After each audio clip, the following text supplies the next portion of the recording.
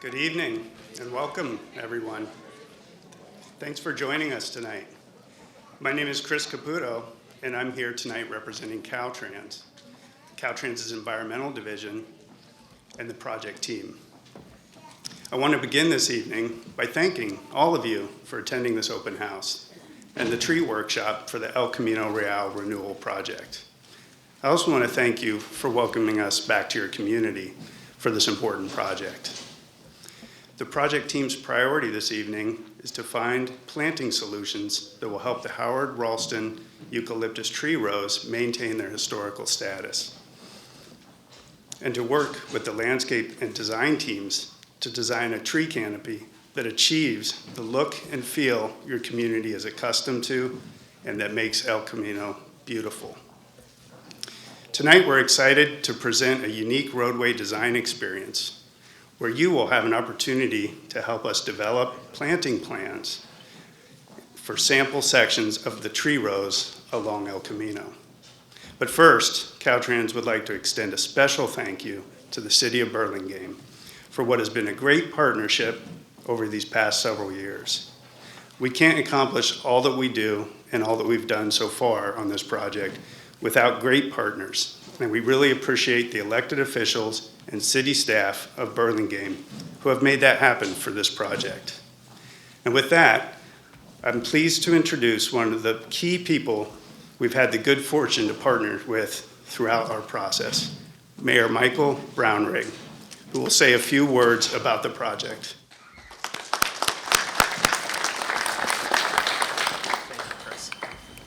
Thank you very much, and I'd like to start by quickly inviting up our El Camino Task Force participants. If you can come and join me on stage, I'd be grateful.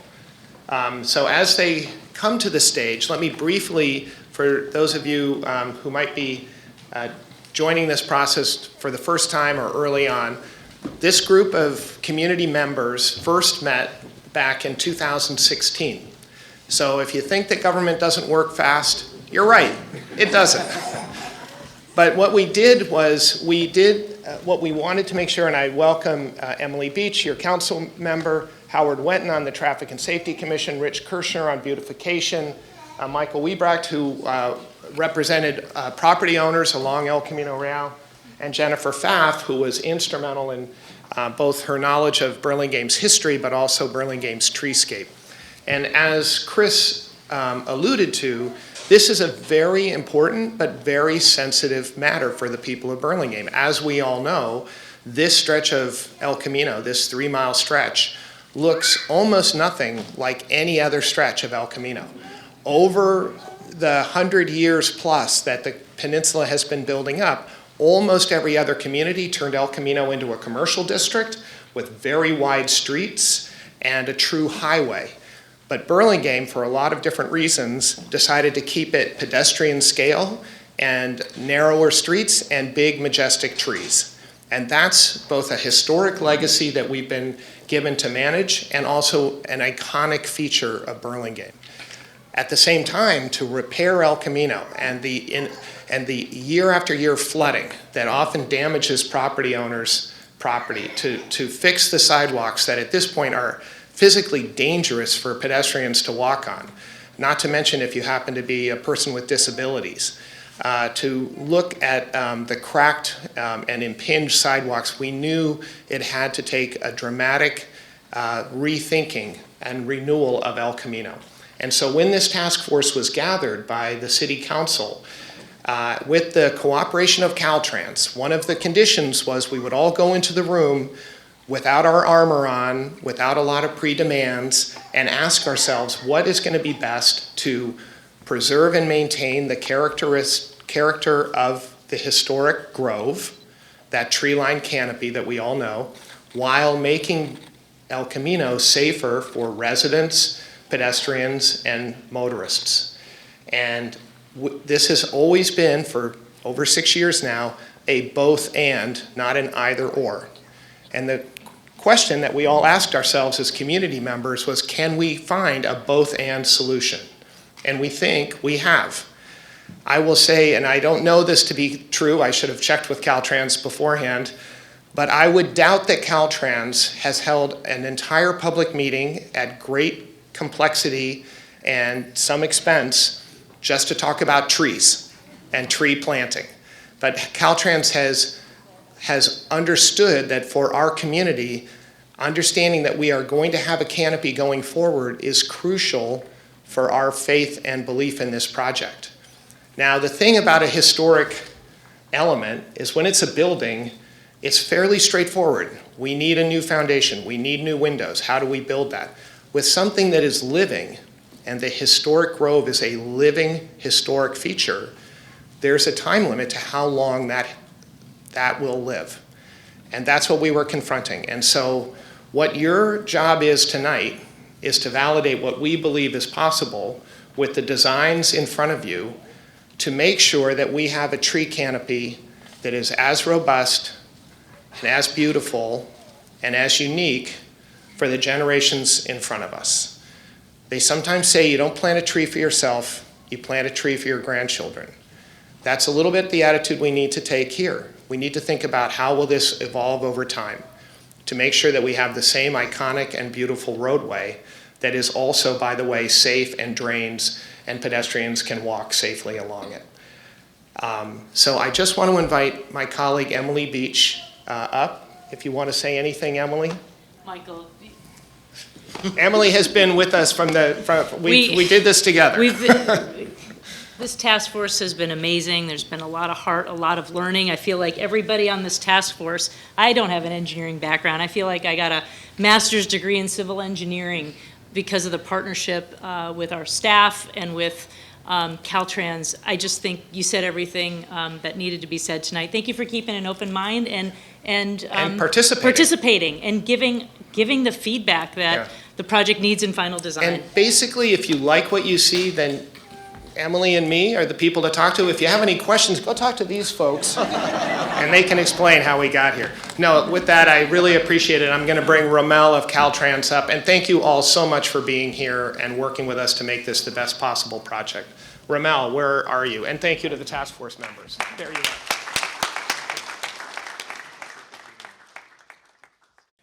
Thank you, Mayor Brownrigg and Councilmember Emily Beach, for your remarks and your continued partnership on this project. It is wonderful to be able to host this meeting tonight with the public and really dig into some of the details of our design process. My name is Rommel Pardo, and I'm the Caltrans project manager for this project. Before we dive into the slides, I'd like to take a minute to introduce the Caltrans team that's been working behind the scenes to bring this project to this stage. As I call your name, please stand up or wave. So starting with our landscaping team, Kimberly White, Beck Lathander, and Adrian St. John. Our design team is composed of Mark Wong, Isaac Mai, and our cultural resource team is comprised of Fran Sharonbeck and Chris Caputo. I can't find Chris. There you are. I want to give special thanks to the Burlingame Historical Society in particular. Jennifer Pfaff has met with our team regularly to provide guidance and support. Without her partnership, we may not be here today at this stage of this project. Jennifer?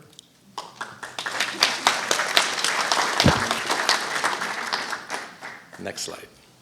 At tonight's workshop, we hope to engage all of you living and working along El Camino Real in a design-oriented discussion of the tree rows and replacement tree planting.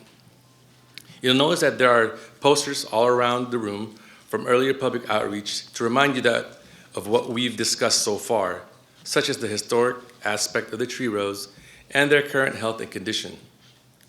Tonight, we will delve into the design considerations that inform what trees go where and how we can ensure these trees are successful. The brief presentation we're doing now will set you up for a hands-on roadway design activity for small groups. The heart of this meeting is this activity, and we will spend most of our time working through solutions for two specific areas of the project. We will then share what solutions, ideas, and insights we came up with. At any time, you can browse the informational stations and ask questions of any of us here tonight. Besides me, you'll be hearing from Kimberly White, Beck Lathander, and Adrian St. John from our office landscape architect, and Fran Scherenbeck, our cultural resource expert on this project. Next slide. Now we'll briefly review the El Camino Real project scope, schedule, and where we are in the design development process. The slide spotlights the task force as a primary and longstanding stakeholder on this project. The overarching goals they defined of retaining the character and health of the grove and improving the safety of the roadway and sidewalks have shaped this project. As many of you probably know, the 3-mile project area extends from East Santa Ynez Avenue in San Mateo to Millbrae Avenue in the city of Millbrae, which most work occurring in Burlingame. The project's purpose and need for this stretch of El Camino Real are to fix the failing roadway pavement section, repair and upgrade sidewalks so that they meet current ADA standards, fix drainage systems to address localized flooding issues, upgrade sidewalks, and improve both driver and pedestrian visibility by correcting sight distance deficiencies. This slide highlights multiple public engagement efforts we've conducted over the past few years. Some of you may remember one of our key touch points with the public was just about 3 years ago, in January 2020, on this very spot, in the old rec center building. We're really glad to be back in person to talk to you about what we've worked on during the environmental phase of this project and to talk about what's ahead. Next slide. This timeline summarizes where we are in the process and what comes next. As you can see, construction is on track to start in the summer of 2024. Right now, we are in the middle of the project design phase, and the tree workshop this evening will help inform of that effort. I'll now hand over to Kimberly, who will delve into what parameters the landscape and design teams must consider as they put together the design documents for this project. Kimberly?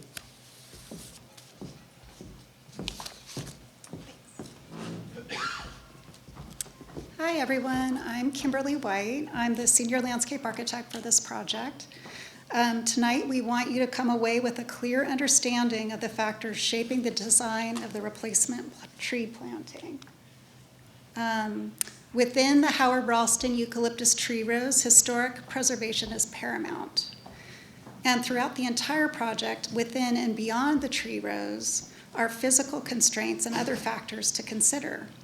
I'm going to discuss the broader tree concerns first, and afterward, Francis Scherenbeck will go over historic preservation. When we get to the hands-on activity following the presentation, you will get to lay out the street planting in a section of El Camino using all of this information. So first, I'll discuss physical constraints. There are many of these along modern El Camino Real, most of which were not present when the tree rows were first planted. You may remember, if you were at that January 2020 meeting, that we had a time-lapse video called The Roads Journey, which kind of showed the development of the tree rows over time. It is actually in the back corner of the room if you want to revisit that. Even in Burlingame, with its zoning measures that have kept the roadway's width and protected its trees, there is still a lot less room for trees than there was. So sight distance is an important physical constraint that affects how many trees can be replaced and where. Sight distance describes the distance someone driving at the speed limit needs to have a clear, unobstructed view of the road and have time to react to avoid a crash. Stopping sight distance is shown with the yellow triangles. And as the name suggests, this is the distance in which a driver has time to stop to avoid a collision. Intersection or corner sight distance is shown with the orange triangles. This is the distance a driver needs to decide if it's clear or safe to enter an intersection. Not surprisingly, greater visibility has been shown to reduce crashes, and Caltrans has specific requirements that dictate sight distance. So the design team used an interactive model to explore sight distance issues. These images illustrate sight distance from the driver's perspective. In this case, we see the stopping sight distance triangle overlaid with a driver's view looking down El Camino from a driveway. Both the vehicle traveling on El Camino and the one entering the street need to see one another clearly. On the left, you can see that when trees are set back behind the sidewalk, they fall outside of the sight triangle, and the drivers can see one another. Even with larger trunked trees that are spaced more closely, these trees shown are 24-inch diameter trunk and are about 25 to 30 feet apart. They can still see clearly. However, when the trees are closer to the curb, as they are on the right, they fall within the sight triangle. Here we need to space trees farther apart and potentially use trees with smaller diameter trunks to maintain clear views for El Camino users.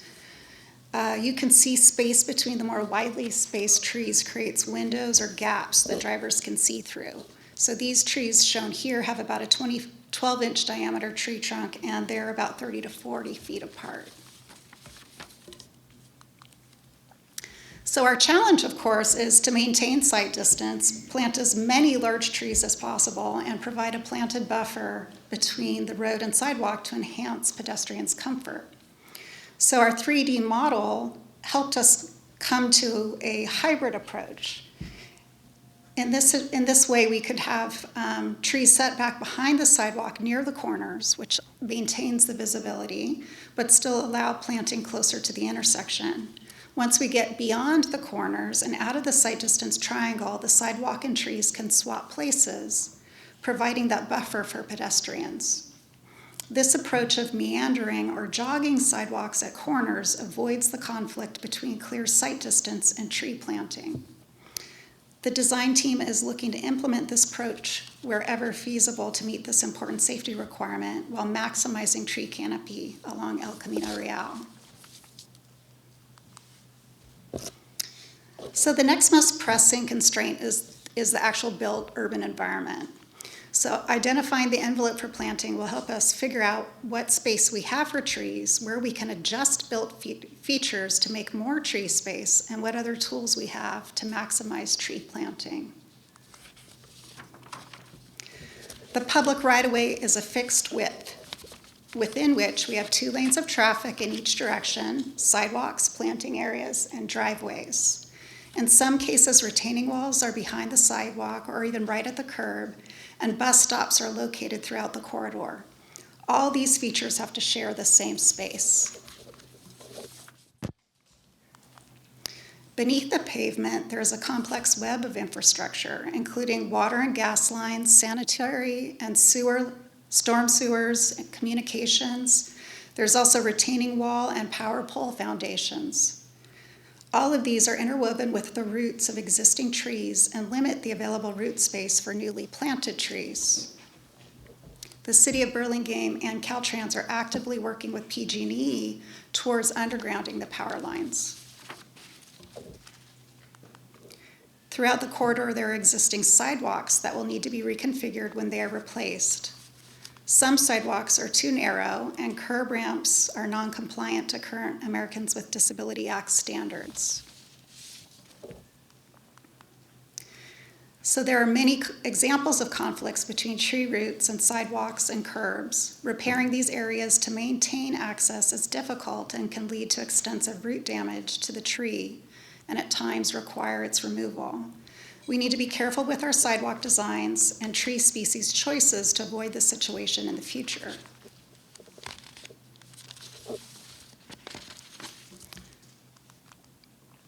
So while the previous constraints discussed are typical for street planting in any urban environment, the tree planting within the limits of the Howard Ralston eucalyptus tree rows has the added requirement of ensuring replacement trees maintain the character of the tree rows.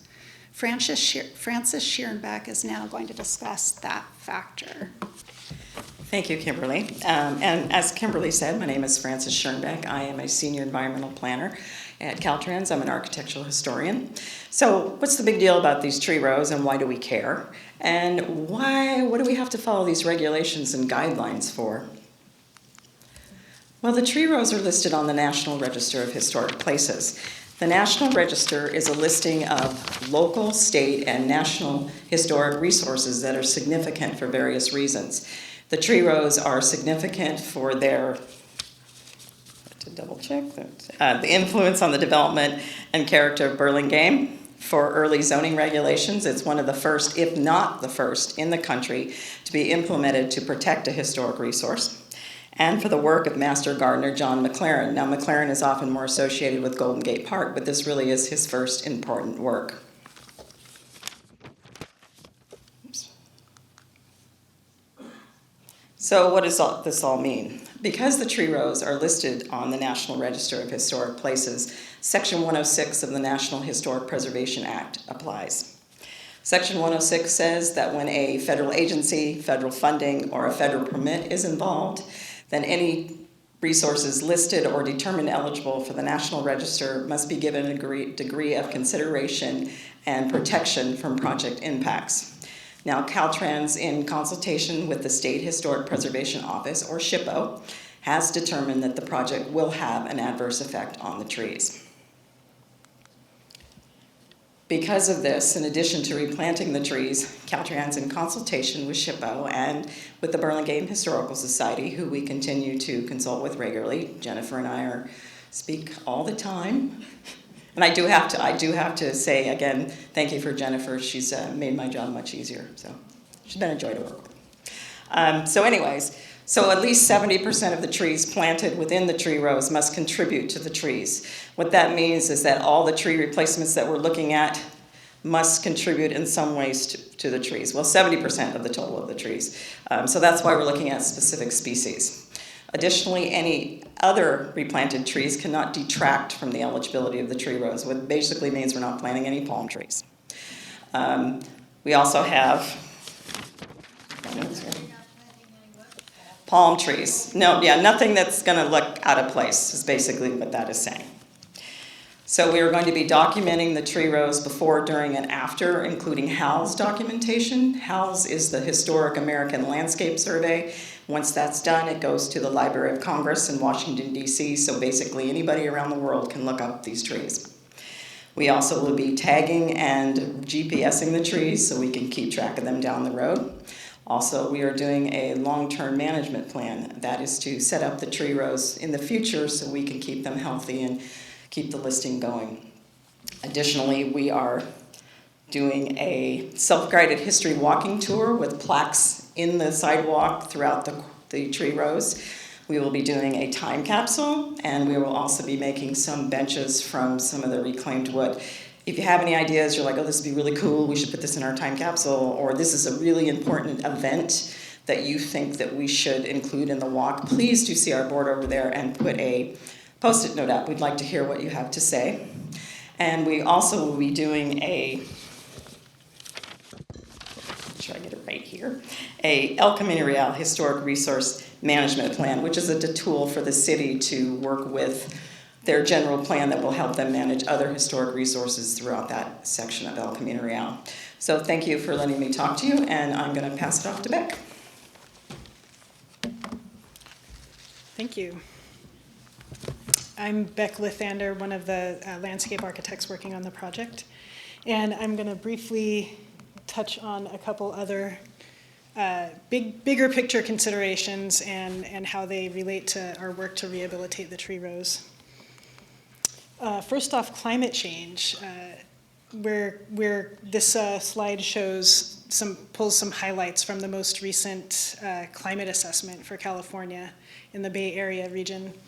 And what we know from our current climate science is that it has been measurable change in maximum temperatures, and there has been measurable decrease of snowpack in the Sierra, which is an important water storage facility for us and for our water supply.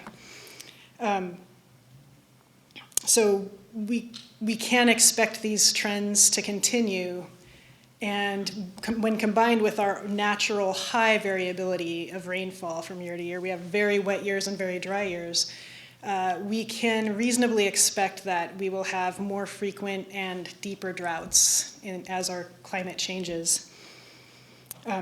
So what does this mean for the tree rows here in Burlingame? It means that, within our palette of trees that we're looking at to maintain the character of the tree rows, we're looking for the species that are hopefully more resilient to changing climate, that are drought tolerant. We're looking for ways to maximize stormwater capture and make water more available to these trees. And Adrian will talk about that a little more in a few minutes. So stormwater capture, this slide up here demonstrates the benefits of stormwater capture and treatment through a comparison of pre-developed and developed San Francisco. In that top image, you see the pre-developed landscape before the city was there. And in a natural landscape, rain falls onto the earth and is absorbed into the soils and slowly percolates down through the soils and recharges groundwater. It's used by the vegetation and slowed and recharges the groundwater. When there is excess rainfall, it runs off and collects in creeks and eventually runs to our waterways. In the second image up here, you see the conventionally developed San Francisco, the city we know today. And that's a heavily paved environment where rainfall that falls onto these impervious surfaces collects very quickly and gathers our urban runoff pollutants from the cars we drive and everything we do in our cities, collects all of that and is channeled into our storm drain systems where it travels very much more quickly in much greater volumes to our waterways than it did in the pre-developed condition. And finally, the bottom image shows the urban environment incorporating stormwater capture and treatment. And what that shows is using these green infrastructure features to kind of mimic the natural processes of the first image, using bioretention planters, rainwater storage, and whatever tools to try to slow water, catch it, give it a chance to clean the pollutants out, treat the urban pollutants that collect in our runoff, and prevent them from reaching our waterways. So what does that mean for our tree rows here in Burlingame? We are looking at opportunities for stormwater capture on our work on El Camino Real. And not only can we capture stormwater runoff and filter urban pollutants that are generated through travel on El Camino Real, but increased infiltration in our planting strips can provide passive irrigation. What that means is when you increase the ability of the soils to infiltrate water, the soils stay moist for longer, and that extends the period of time that moisture is available to the roots of these trees after a rainfall event. And additionally, if you see some of these pictures up here are stormwater bioretention planters within the sidewalk, and they can also provide a really aesthetic buffer between pedestrian travel and roadway travel. So again, we're looking for opportunities for this as we continue our work on El Camino Real. And so now that we've covered the primary constraints and considerations, I'm going to hand this off to Adrian, who's going to discuss design opportunities. Thanks, Beck. I'm Adrienne St. John. I'm another landscape architect on this project. I do want to talk about some of the big opportunities that we have facing us here to preserve the character of the grove that we have here on El Camino and ensure that these tree rows are a lasting, thriving component of Burlingame's urban forest. Now, perhaps the single most important thing that we can do to grow a big, beautiful, healthy tree is to provide good soil volume, to provide enough soil volume. Soil underneath the pavement needs to be compacted. You have to compact the soil to prevent pavement settling, cracking, forming potholes. But when you compact it, it makes it really difficult for those tree roots to penetrate, to get to the nutrients in the soil, to get to the moisture that may be there, or oxygen, because tree roots actually need oxygen too. So the best thing that you can do to help grow a big tree is to provide it with more uncompacted soil. And so what you're seeing in the diagram here is the smallest tree there, it's got about 120 cubic feet of uncompacted soil available to it. That's about a 4-foot wide by 10-foot long planting strip. And we can expect a tree growing in that situation to get a canopy that's maybe about 10 feet across. To get to the big tree over on the right, with a big 30-foot wide canopy, that tree needs 1,000 cubic feet of uncompacted soil. And so what this means is wherever we have the opportunity, we're going to be looking to create long planting strips, large areas of uncompacted soil. And even when the area is more constrained, even meandering the sidewalk, as you see in the photograph there, even meandering the sidewalk around the tree creates a bigger area of soil volume available for those tree roots. Now, there's a couple of other ways to increase the amount of usable soil volume. There's suspended pavement and structural soil. And these are two systems that we may have the opportunity to incorporate here along El Camino Real.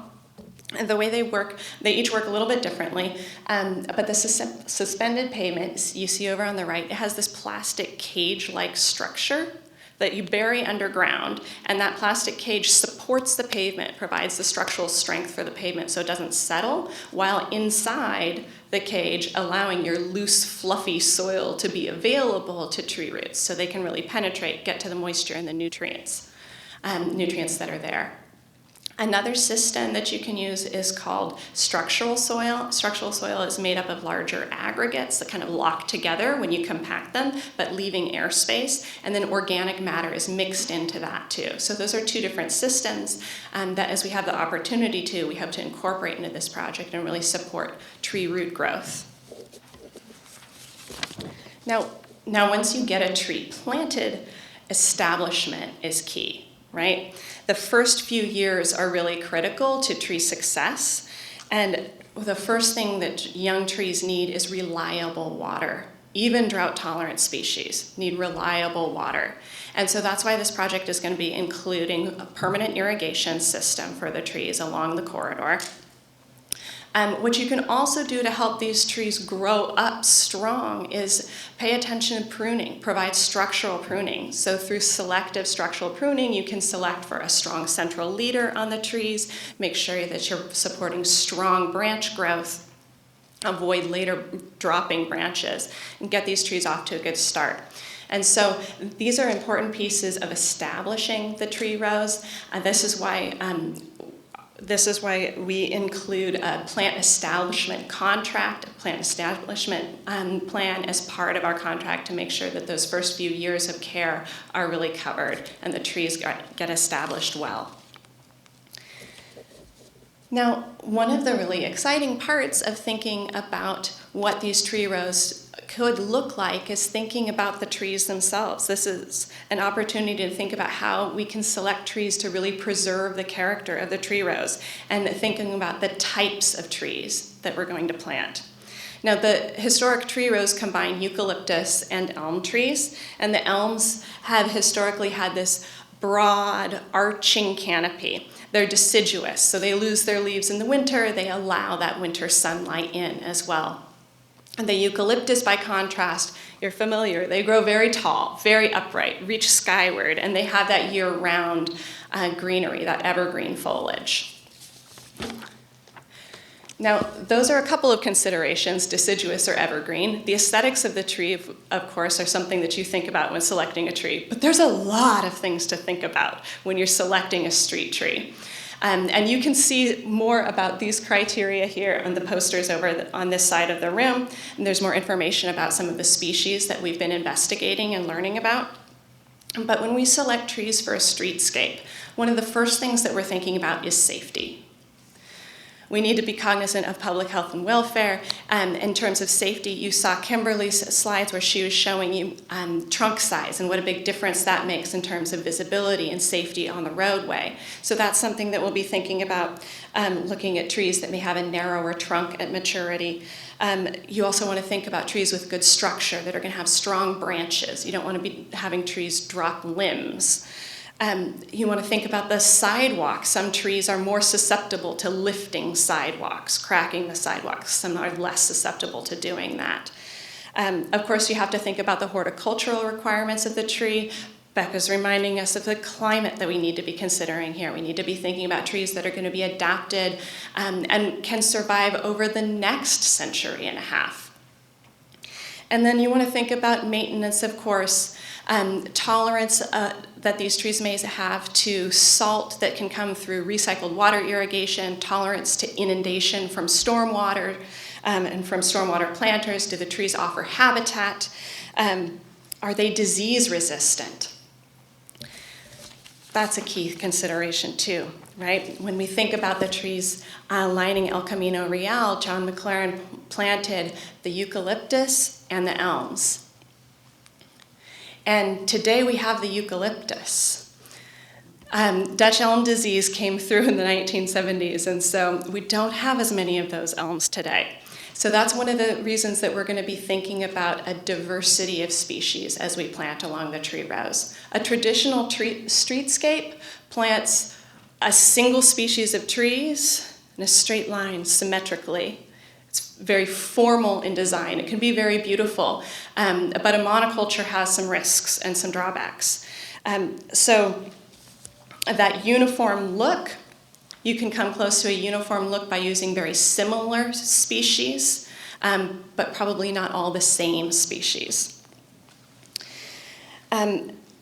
Another part of the reason that we're going to be planting more than one species of tree along the tree rows is the historic significance of the tree rows and of the eucalyptus and the elm species that you heard Francis talk about. So we're thinking about the significance of these species of trees. We're thinking about the resilience of the urban forest here as we select the trees. And now we can arrange these different types of trees in different ways. We can try to make it look as uniform as possible. We can use a more patterned planting approach. John McLaren's original planting was pretty consistently using elms and eucalyptus down both sides of the road. You can alternate an A-B pattern up here. You can also interrupt or break a more uniform or a patterned planting scheme with focal points using different size tree, different color foliage, maybe deciduous or evergreen in contrast to the other trees there. And so you can use that break in the pattern to highlight focal points like a landmark, an entry to town, a commercial or shopping district. But El Camino Real is going to require different approaches along the length of the project. Some blocks will have several mature trees remaining, and we get to build off of those and work with those. Other blocks will have very few trees remaining. And so it's going to be a block-by-block approach as we think about how to develop this forest to maintain that feeling that we have. It's a design challenge, to be sure. And this is a design challenge that we're going to invite all of you to join us in this evening. In a few minutes here, we're going to go through the rules of the game and introduce you to some of the challenges in terms of the design of the roadway itself. Now, I'm going to get everybody oriented for our hands-on design activity. So, thank you. How actively you participate is up to you, of course. But we encourage you to at least join your group and hear the discussion at the table. If you didn't get a name tag on the way in, you can still grab one now. You'll need that to know which table you're going to. So we're going to work in smaller groups of these tables over here, and we're looking at 2 sections of El Camino Real within the tree rows, one area at Hillside Drive and one at Bayswater. And the objective of this game is to lay out new street trees along these sections while paying attention to some of the opportunities and constraints we've talked about in our presentation.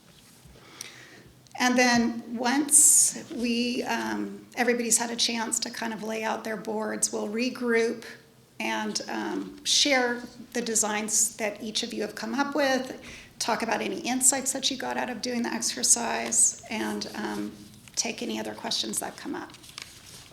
So there's 10 tables out here. They're labeled A through J.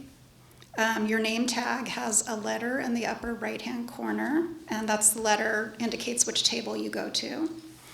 At each table, we have a set of model trees, some yellow sight triangles for stopping sight distance at driveways, some tree spacing rulers, a game board, and a rule sheet. You'll also have some pens at your table that are not for writing with. You're actually going to use them to poke some holes in your board because that's the easiest way to plant your trees. So the existing trees that we intend to preserve have been placed on the boards for you. So at least in these 2 sections, you'll get an idea of some of the trees that we have identified we believe we can preserve.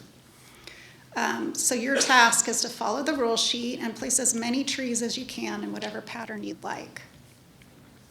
You'll see there's 2 types of trees. The tree on the right represents the tall evergreen eucalyptus species, while the tree on the left represents the broad canopied deciduous elm species.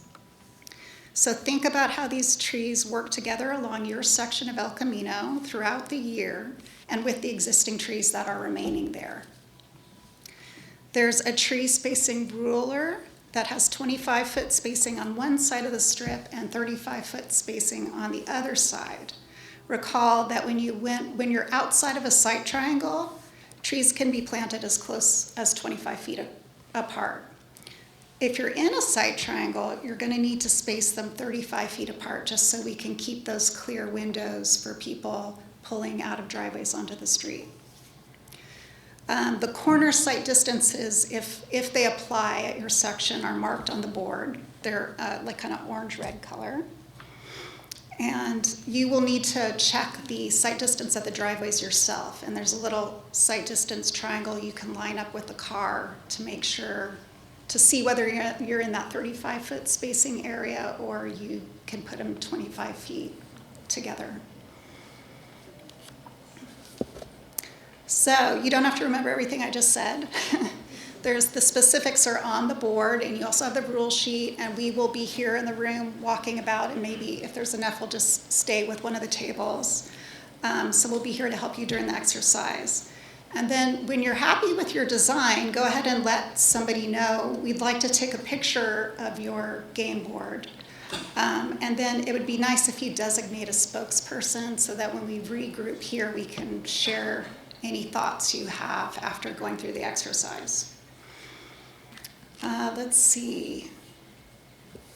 I guess we were planning to work till about 8. Should we go? So I think we have about 30 to 35 minutes. Yeah, so you'll have about a half hour. The activity. And I want to thank you in advance for your participation. I know this isn't necessarily something we do all the time, but we're really excited to see your solutions, and your ideas will help inform our team about what we should think about and consider as we're moving forward with the design, and that we can all just be focused on maintaining the historic character and the environmental benefits we get from the trees and the beauty of your tree rows. So let's do it.